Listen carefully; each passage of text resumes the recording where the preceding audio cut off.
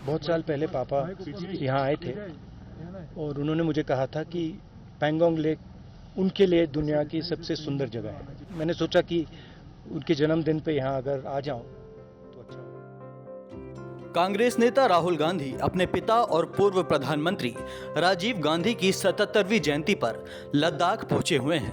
उन्होंने यहां पैंगोंग लेक पर अपने पिता को श्रद्धांजलि अर्पित की। इस दौरान उन्होंने कहा कि वह भारत जोड़ो यात्रा के समय ही लद्दाख जाना चाहते थे, लेकिन लॉजिस्टिकल कारणों से वहां जा नहीं पाए।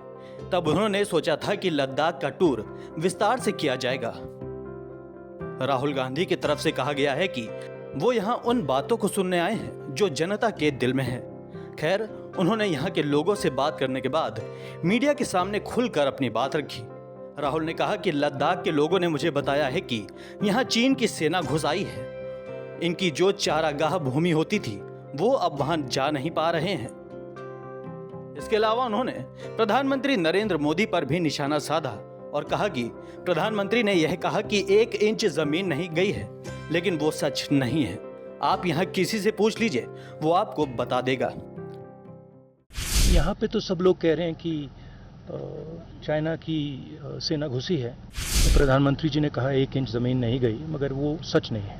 नहीं, यहाँ पे तो सब लोग कह रहे हैं कि चाइना की सेना घुसी है और इनकी जो पहले जो ग्रेजिंग लैंड होती थी वो ले गए हैं, वहाँ ये जा नहीं सकते हैं। तो यहाँ तो क्लियरली सब लोग कह रहे हैं। प्रधानमंत्री जी ने कहा 1 इंच ज़मीन नहीं गई, मगर वो सच नहीं है। तो ये तो यहाँ आप किसी से भी पूछ लीजिए, वो आपको बता देंगे। जाहिर है लोकसभा चुनाव करीब है और ऐसे में राहुल गांधी के इस बयान के बाद देश में सियासी सरगर्मियां तेजी से बढ़ने वाली हैं। अब भाजपा की तरफ से राहुल के बयान पर क्या प्रतिक्रिया आती है, यह फिलहाल देखने वाली बात होगी। Bureau report, Dastak times.